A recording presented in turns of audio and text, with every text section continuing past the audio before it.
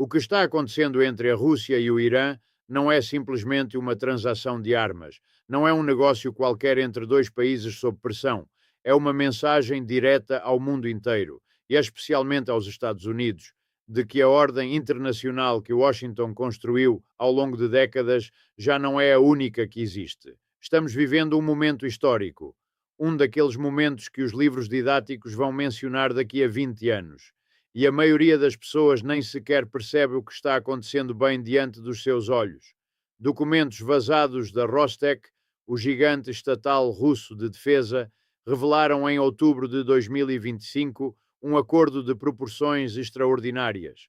O Irã adquirirá 48 aviões de combate Su-35 por um valor de 6,5 bilhões de dólares, 48 máquinas de guerra de quarta geração avançada equipadas com radares capazes de detectar alvos a 400 quilómetros de distância, de rastrear 30 objetivos simultaneamente e de carregar até 12 mísseis ar-ar. Não estamos falando de sucata militar. Estamos falando de uma das aeronaves mais letais que a Rússia já produziu, sendo transferida para um país que o governo dos Estados Unidos leva décadas tentando conter. E a pergunta que ninguém nos grandes veículos de comunicação quer fazer em voz alta é esta: o que isso diz, de verdade, sobre o poder real dos Estados Unidos hoje, em 2026? Porque quem entende como funciona o capitalismo global, como funciona o poder geopolítico, como as sanções económicas são a ferramenta preferida de Washington para dobrar vontades.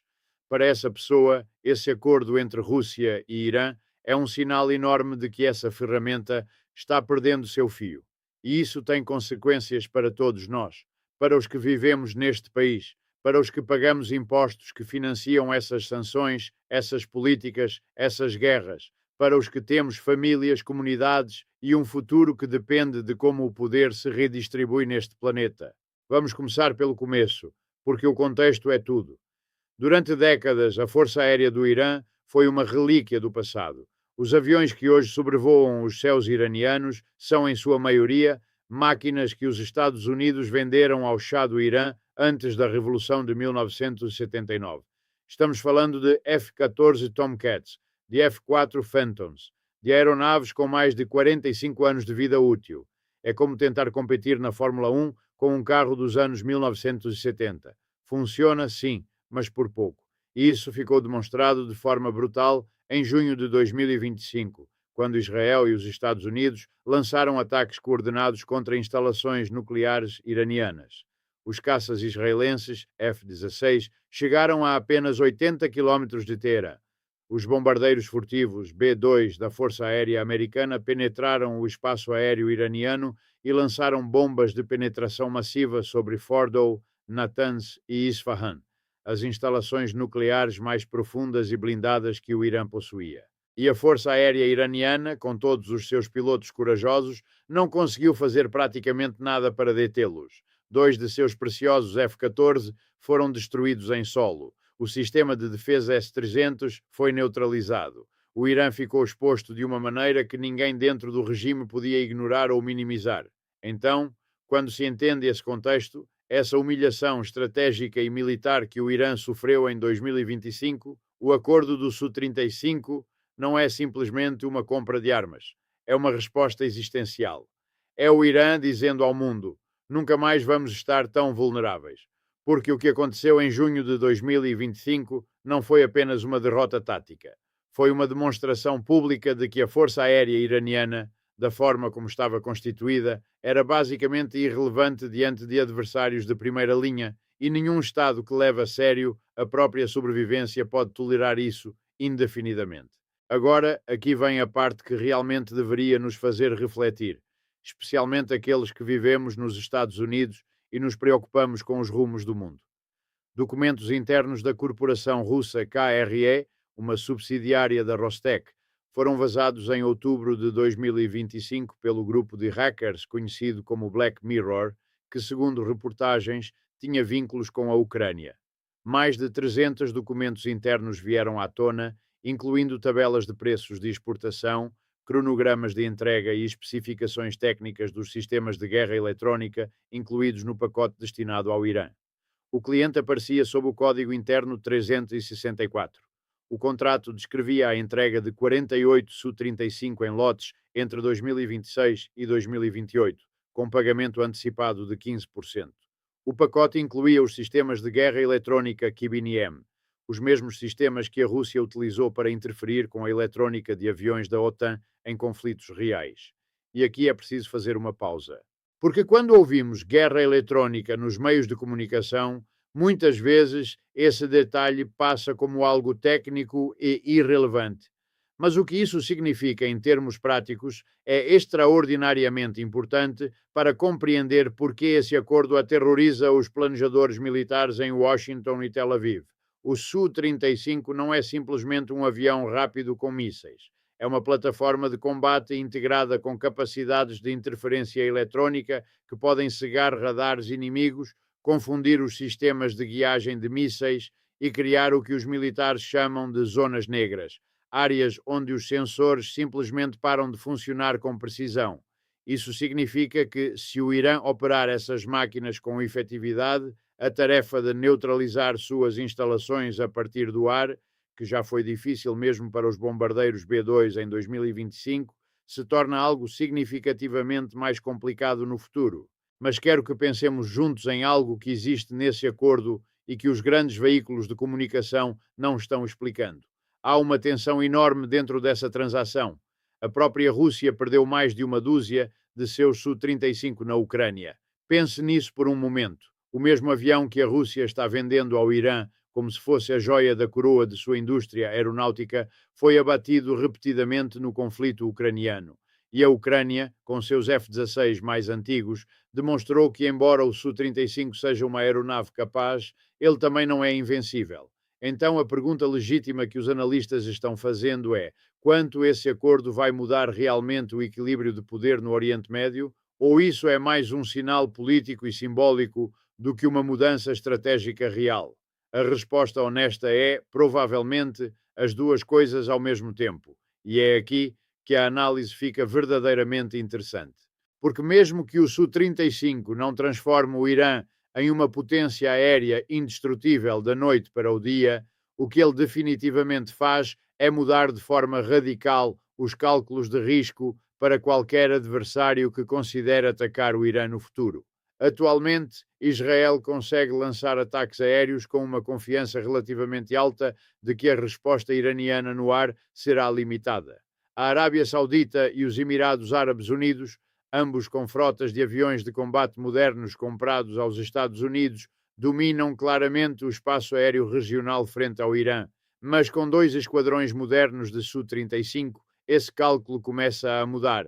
Não porque o Su-35 seja mágico, mas porque obriga os planejadores militares israelenses, sauditas e americanos a incorporar uma variável nova e mais séria em suas equações.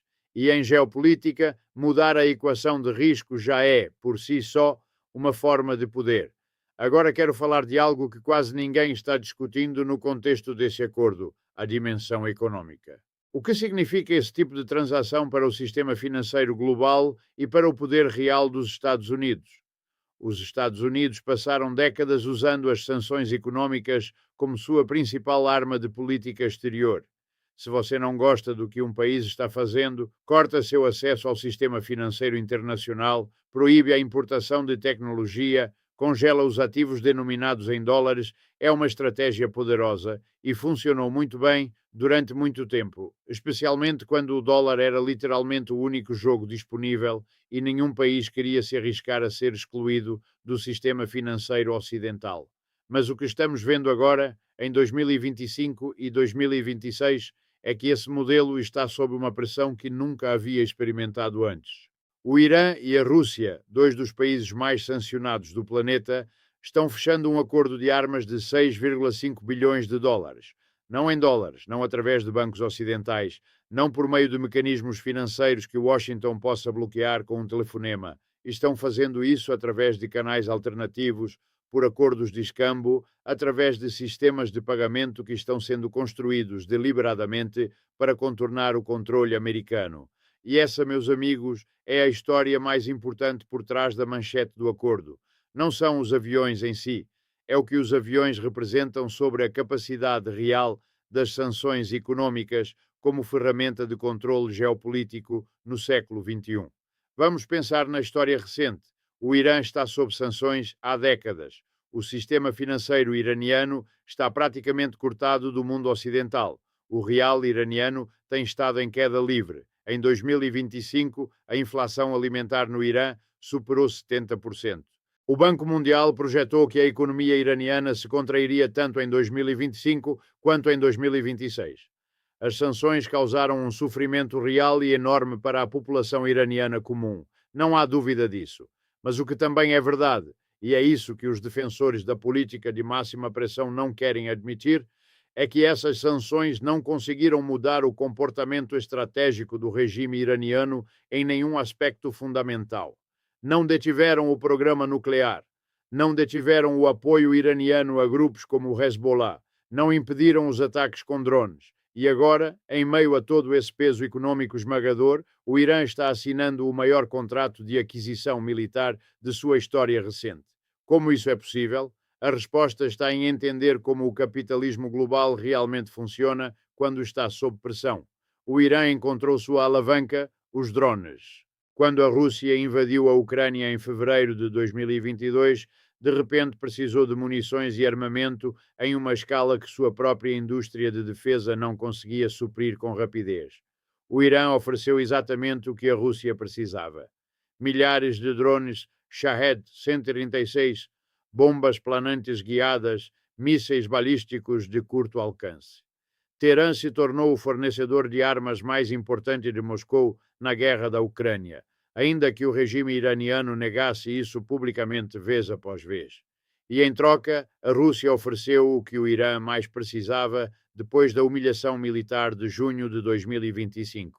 Aviões de combate modernos, sistemas de defesa aérea e cooperação tecnológica que nenhuma sanção ocidental podia bloquear, porque estava acontecendo completamente fora do sistema financeiro controlado por Washington. É uma troca clássica entre duas potências sob pressão mútua. Não é ideologia o que as une principalmente. É necessidade prática. É o capitalismo da sobrevivência geopolítica. E quando entendemos isso, começamos a enxergar algo mais profundo. Estamos presenciando o surgimento de uma arquitetura económica e militar alternativa que não precisa da permissão de Washington para funcionar. Não é perfeita, tem limitações enormes, mas existe. E essa existência, por si só, muda a dinâmica do poder global de maneiras que nenhuma sanção consegue reverter facilmente. Há outro elemento desse acordo que merece atenção especial: a possibilidade de que o Irã não apenas receba os aviões, mas que eventualmente os monte em seu próprio território. Documentos vazados sugerem que a Rússia poderia oferecer o que se chama de montagem semi-desmontada, SKD pela sigla em inglês, por meio da Organização de Indústrias Aeroespaciais do Irã. Isso significaria que o Irã estaria construindo sua própria capacidade de produção de caças de quarta geração avançada. Pela primeira vez desde os anos 1970, quando ainda recebia tecnologia aeronáutica dos Estados Unidos, o Irã poderia ter uma linha de produção de aviões de combate reais. E isso vai muito além dos 48 aviões do contrato inicial. Especialistas iranianos citados na imprensa especializada falam em uma capacidade eventual de produzir entre 48 e 72 unidades por ano, caso o programa de montagem seja concluído com êxito. Obviamente, é necessário cautela aqui. O Irã prometeu muitas capacidades industriais militares ao longo dos anos que não se materializaram da forma anunciada. O próprio programa nuclear foi objeto de exageros, tanto por parte do regime quanto de seus adversários. E dentro do próprio Irã, há vozes céticas sobre se a Rússia realmente vai cumprir o prometido. Mohammad Sadek, membro do Conselho de Discernimento iraniano, apontou que a Rússia vendeu os sistemas S-400 à Turquia, membro da OTAN, mas continua sem entregá-los ao Irã, mesmo após anos de negociações. Há razões históricas para duvidar que Moscou vá transferir toda a tecnologia que promete. A Rússia tem seus próprios interesses estratégicos, e um deles, historicamente, tem sido o de não dar ao Irã capacidades tão avançadas que se tornem uma ameaça à influência russa na região. Mas aqui também é preciso ver o quadro completo. O contexto de 2025 e 2026 é radicalmente diferente do de anos anteriores. A Rússia está sob sanções devastadoras pela guerra na Ucrânia. Precisa de dinheiro, precisa de aliados, precisa demonstrar que sua indústria de defesa ainda é relevante como exportadora depois dos golpes que sofreu no campo de batalha ucraniano. Um contrato de 6,5 bilhões de dólares com o Irã, pago por mecanismos alternativos ao dólar, é exatamente o tipo de transação que Moscou precisa, tanto política quanto economicamente. E isso cria incentivos reais para que desta vez a Rússia cumpra em maior medida do que no passado. Pensemos agora nas consequências regionais, porque essas são enormes e estão acontecendo em tempo real. A Arábia Saudita e os Emirados Árabes Unidos estão acelerando suas próprias compras de armamento, desde F-15X até Eurofighters, desde sistemas de defesa antimíssil até radares avançados. O Oriente Médio está em uma corrida armamentista com décadas de história, mas que o acordo russo-iraniano acelerou de forma dramática. Estima-se que os gastos em defesa dos países do Oriente Médio se aproximarão de 190 bilhões de dólares anuais até 2026. Isso é dinheiro que sai das economias desses países e vai diretamente para as indústrias de defesa dos Estados Unidos, da Europa e agora também da Rússia e da China. É o capitalismo do medo em sua forma mais pura. A insegurança regional se converte em lucro para os fabricantes de armas em todos os lados. E enquanto isso, o que estão vivendo as pessoas comuns nesses países? No Irã, protestos massivos que começaram em dezembro de 2025 e se espalharam pelas 31 províncias do país, impulsionados pela inflação esmagadora, pela desvalorização do real e pelo esgotamento de uma população que há décadas paga o custo das sanções e de um regime que gasta em aviões de combate enquanto as pessoas não conseguem comprar pão a preços razoáveis. Na Arábia Saudita e nos Emirados, populações que vivem sob regimes autoritários que usam o dinheiro do petróleo para comprar segurança e armas em vez de construir democracia real. Em Israel, uma sociedade traumatizada que vive entre o medo e a militarização permanente. Em nenhum desses lugares, o dinheiro gasto em armas está melhorando a vida cotidiana das pessoas comuns. Isso também é parte da análise que precisamos fazer. Porque se há algo que olhar para esse acordo a partir de uma perspectiva económica e política honesta nos ensina, é que as corridas armamentistas não surgem do nada. Elas surgem de conflitos, de interesses reais, de injustiças não resolvidas, de relações de poder que produzem ressentimentos profundos. O Irã não está comprando Su-35 porque é um país agressivo por natureza. Está comprando Su-35 porque seus líderes, com todos os seus defeitos e contradições, viram suas instalações sendo bombardeadas em 2025 e entenderam que, sem capacidade militar crível, estão permanentemente à mercê de adversários mais poderosos. Isso é uma resposta racional dentro de um sistema internacional que continua sendo profundamente anárquico e onde o poder militar ainda determina quem pode fazer o quê sem consequências. Os Estados Unidos conseguem deter esse acordo? A resposta honesta é já não da mesma forma que antes. As sanções CAATSA existem e tecnicamente poderiam ser aplicadas a qualquer país terceiro que facilite a transação. Mas a Rússia e o Irã passaram anos construindo sistemas para escapar exatamente desse tipo de pressão. Usam bancos em países que não cooperam com Washington, usam criptomoedas, usam acordos de escambo direto, usam a chamada frota fantasma de navios petroleiros que transportam o petróleo iraniano para a China sem passar por canais que os Estados Unidos possam monitorar ou bloquear. E a China, que absorve a maior parte das exportações de petróleo iraniano, tem seus próprios interesses em manter o Irã viável como contrapeso ao poder americano na região.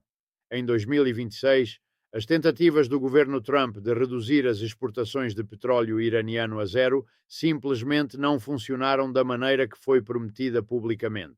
O que estamos vendo, em definitivo, é o mapa do mundo mudando em tempo real.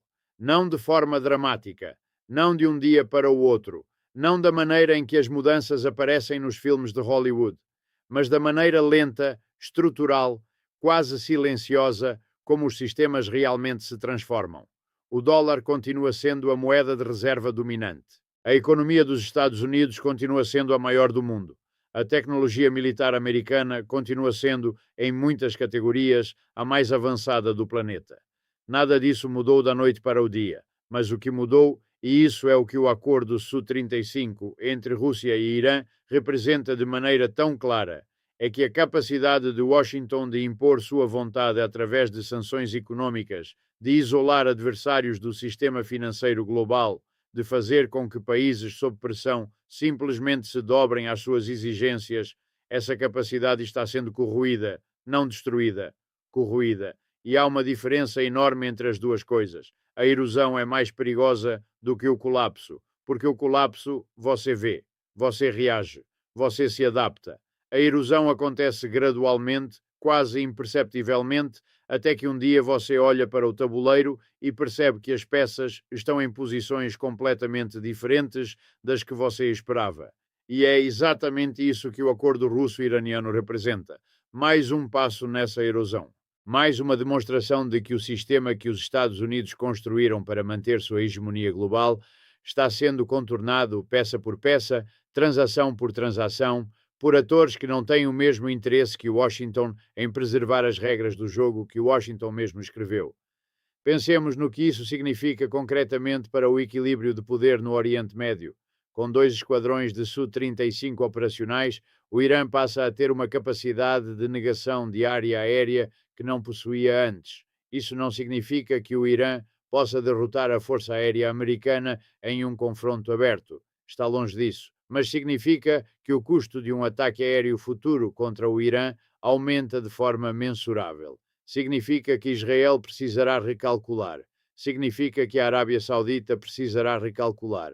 Significa que qualquer planejador militar que esteja pensando em repetir a operação de junho de 2025 terá que levar em conta variáveis novas e muito mais sérias. E em geopolítica, como já mencionei, mudar o cálculo de risco já é uma forma de poder. Não é necessário vencer para ganhar influência. Às vezes, basta tornar o custo da agressão alto o suficiente para que o adversário hesite. E essa hesitação, esse segundo pensamento que o planejador militar vai ter antes de autorizar o próximo ataque, é exatamente o que o Irã está comprando com esses 6,5 bilhões de dólares. Mas há uma dimensão ainda mais profunda nessa história que precisamos examinar com cuidado e que diz respeito não apenas ao Oriente Médio, mas ao sistema global como um todo.